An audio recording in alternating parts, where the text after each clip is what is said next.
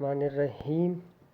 इस लेक्चर में मैं जो एमसीक्यूज़ में प्रीवियस लेक्चर में डिस्कस कर रहा था उसको डिस्कस करूँगा। आगे जो एमसीक्यूज़ रहते हैं 9 तक एमसीक्यूज़ में डिस्कस कर चुका हूँ। एमसीक्यू नंबर 10 डिस्कस करेंगे। MCQ number 10, choose the correct option.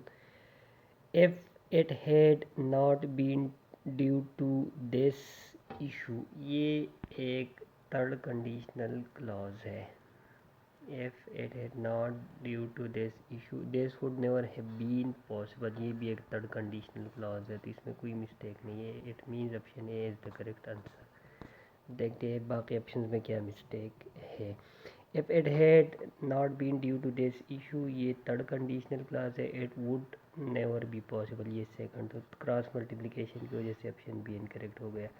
या तो दोनों थर्ड या दोनों सेकंड होनी चाहिए। ऑप्शन एमसीक्यू नंबर 3, इट या किसी भी सब्जेक्ट के बाद थर्ड कंडीशनल सेंटेंस में हैड यूज़ होता है, फिर थर्ड फॉर्म हैज़ नहीं, तो इस वजह से इनको if it is not due to this issue, ये फर्स्ट कंडीशनल है। इट वुड, ये सेकंड। अगेन ये क्रॉस मल्टीप्लिकेशन की वजह से इनकरेक्ट। दोनों क्लासेस एक ही सेंटेंस की होनी चाहिए, एक ही कंडीशनल सेंटेंस। दोनों फर्स्ट, दोनों सेकंड, दोनों थर्ड, दोनों ज़ीरो। ये नहीं कि एक थर्ड और एक सेकंड का हो, ये क्रॉस मल्टीप्लिकेशन की वजह से इनकरेक्ट रहेगा। नेक्स्ट देखते हैं MCQ number 11। It's because he was a 13-year-old boy that he was ignored, otherwise it could be a disaster. It's का मतलब है, ये इट्स जो है ये एक पॉजिटिव एडजेक्टिव है, इसके बाद नाउन यूज़ होगा। और जो कॉन्ट्रैक्टेड फॉर्म है इस तरह की, इट्स, इसका मतलब है इट इज़। अब यहाँ पर ये इट्स नहीं रिक्वायर्ड बल्कि इट इज़ रिक्वायर्ड है, तो ऑप्शन ए में मिस्टेक है। इट इज़, इट्स होना चाहिए था कॉन्ट्रैक्शन के साथ, अपॉस्ट्रोफी एस के साथ। बाकी ऑप्शन में कोई मिस्टेक नहीं है। 13-year-old यहाँ पर एक कंपाउंड एडजेक्टिव है। कंपाउंड एडजेक्टिव को जब हम हाइफन के साथ लिखते हैं तो हम प्लूरल नहीं यूज़ करते उसका, बल्कि सिंगुलर ही यूज़ करते हैं। इसी तरह अदरवाइज एक कंजंक्टिव एडवर्ब है, उसके बाद हम हमेशा कॉमा यूज़ करते हैं, ठीक है।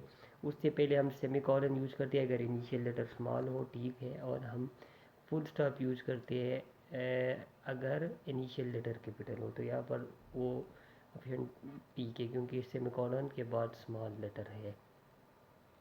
इसी तरीके से डिज़ास्टर भी ठीक है, फुल स्टॉप यूज हुआ, पॉजिटिव सेंटेंस। ऑप्शन ए में मिस्टेक है, इट इज़ आना चाहिए। MCQ number 12, dash 5 blank results were pending. अब देखिए ये जो वर्ड्स होते हैं मिलियन, डजन, थाउजेंड वगैरह, इन नहीं ये रूल जो है ना, ये अलग रूल है। मिलियन, डजन, वन नहीं है। यहाँ पर रूल ये है कि अब ये जो नंबर है 5, ये प्लूरल नंबर है। प्लूरल नंबर है तो इसके बाद नाउन भी प्लूरल होगा। अब बीटा में सिंगुलर नाउन है तो ये तो इनकरेक्ट हो गया।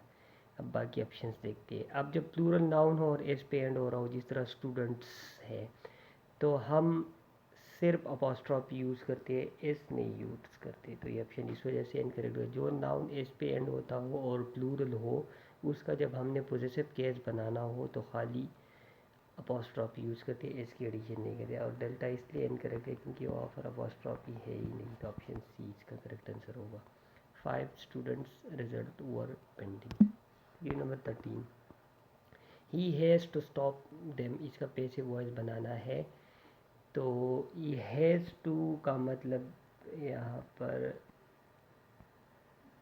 पास्ट परफेक्ट या प्रेजेंट परफेक्ट टेंस नहीं है। यहाँ पर हैज़ टू एक सेमी मॉडल वर्ब है, तो सेमी मॉडल वर्ब के बाद बेस फॉर्म यूज़ होती है, जिस तरह यहाँ पर स्टॉप है। जब हैज़ टू या कोई भी सेमी मॉडल वर्ब को हम पैसिव वॉइस में कन्वर्ट करते हैं तो हम उसके बाद फिर बी यूज़ करते हैं। तमाम ऑप्शन में से 2 ऑप्शन में से बी है। They have to be stop, they have to. अब हैज़ है तो ये हेड में नहीं कन्वर्ट होगा, वो डायरेक्ट एंड डायरेक्ट में होता है। ये डायरेक्ट एंड डायरेक्ट नहीं बल्कि एक पैसिव वॉइस है, तो यहाँ पर हैज़ ही के साथ यूज़ हुआ है। और अब चूंकि यहाँ पर सब्जेक्ट हैव दे है तो इसलिए इसके साथ हैव यूज़ होगा, तो डेल्टा इसका करेक्ट आंसर है। चार्ली हेड की वजह से है।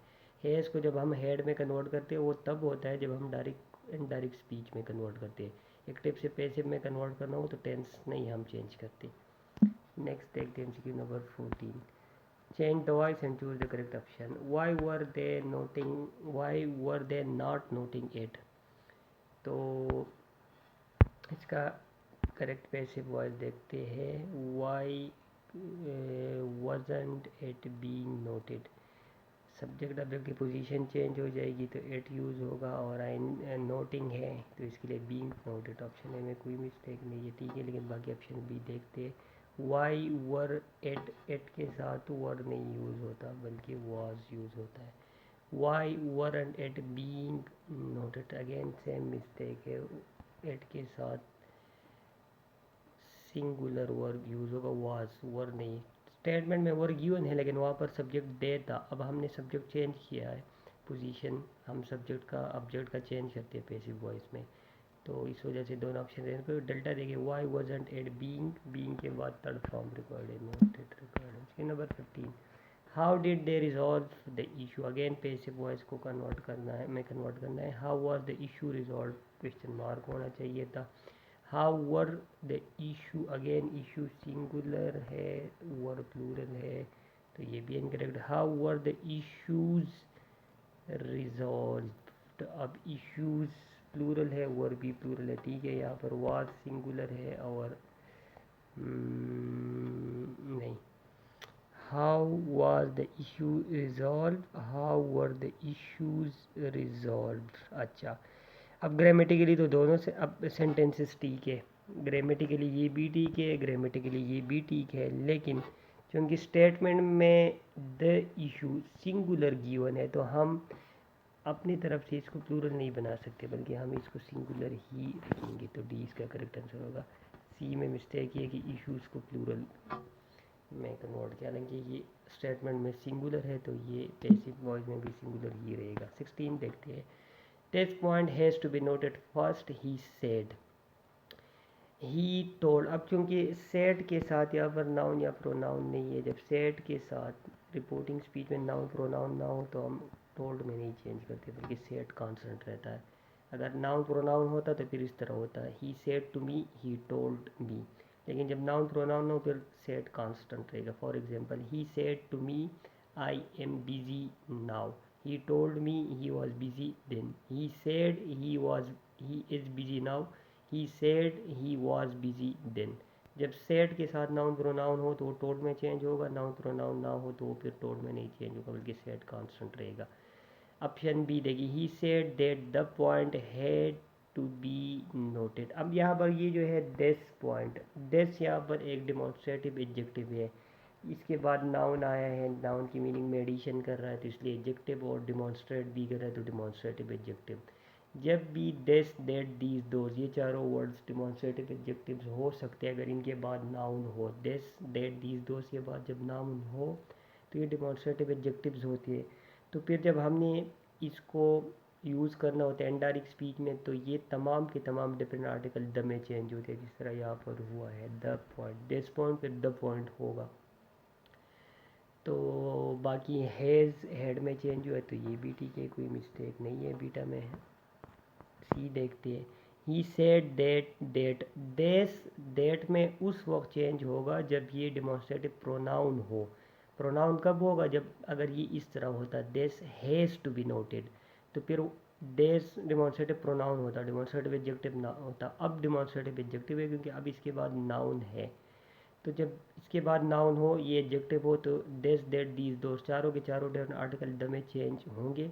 अब अगर इसके बाद नाउन ना हो तो फिर ये डेमोन्स्ट्रेटिव प्रोनाउन और फिर दिस दैट में चेंज होगा। For example, he said this is easy, he said this that was easy, अब दिस दैट में चेंज होगा। लेकिन अगर आ जाए he said this topic is easy तो अब होगा he said the topic was easy, अब दैट टॉपिक नहीं क्योंकि अब ये डेमोन्स्ट्रेटिव एडजेक्टिव है। ही ऑप्शन डी तो इस डेट की वजह से इनकरेक्ट है। Option D, he said again this constant नहीं रहेगा, दिस द में चेंज होगा जब ये डेमोन्स्ट्रेटिव एडजेक्टिव हो और डेट में चेंज होगा जब ये डेमोन्स्ट्रेटिव प्रोनाउन हो। नेक्स्ट देखते हैं number 17। Again change the narration है। They said to him will you accept it और नॉट। इंट्रागेटिव सेंटेंस है तो इंट्रागेटिव सेंटेंस जब हम इंडायरेक्ट में कन्वर्ट करते हैं तो उसकी एंड पे क्वेश्चन मार्क नहीं यूज होता बल्कि फुल स्टॉप। तो ऑप्शन डी इनकरेक्ट हो गया। अब यहाँ पर they asked him whether he would accept it और not. They asked him if he would accept. If और वो एक साथ नहीं यूज़ होते, आर के साथ वेदर यूज़ होता है। ऑप्शन बी इस वजह से। अब दो ऑप्शन रह गए सी और D. They asked him that, ask के साथ दैट नहीं यूज़ होता क्योंकि ऑलरेडी एक कंजंक्शन है तो दूसरा कंजंक्शन नहीं होगा। ऑप्शन ए इसका करेक्ट आंसर होगा। They asked him whether he would accept it और नॉट। लास्ट एमसीक्यू देखते हैं इस लेक्चर का। He hasn't prayed that he might get what he deserved। Optative sentence है तो ऑप्टेटिव सेंटेंस के लिए हम फिर मे यूज़ करते हैं। Has earned said to him may you get what you deserve। Option A में कोई मिस्टेक नहीं है, ठीक है, इसका करेक्ट आंसर होगा। ऑप्शन बी में रिपोर्टिंग रिपोर्टेड स्पीच हम कॉमा की ज़रिए सेपरेट करते हैं, कॉमा नहीं है तो इनकरेक्ट होगा। ऑप्शन सी रिपोर्टेड स्पीच का इनिशियल लेटर ऑलवेज कैपिटल होता है तो ये इस वजह से इनकरेक्ट है। ऑप्शन डी में मिस्टेक ये है कि यहाँ पर सेज फर्स्ट फॉर्म है और वहाँ पर स्टेटमेंट में सेकंड फॉर्म है। तो रिपोर्टिंग स्पीच की फॉर्म हम चेंज नहीं करते बल्कि वो कांस्टेंट रहती है। रिपोर्टिंग स्पीच, रिपोर्टेड स्पीच की तो चेंज होती है लेकिन रिपोर्टिंग स्पीच की, अब ये रिपोर्टिंग स्पीच की वर्ब की फॉर्म है तो यहाँ सेकंड है, यहाँ भी सेकंड आनी चाहिए थी तो इस वजह से इनकरेक्ट। ये थे MCQs एमडीकेट 2023 इंग्लिश पोर्शन के मॉडल MCQs। मज़ीद में MCQs डिस्कस करूँगा नेक्स्ट लेक्चर्स में।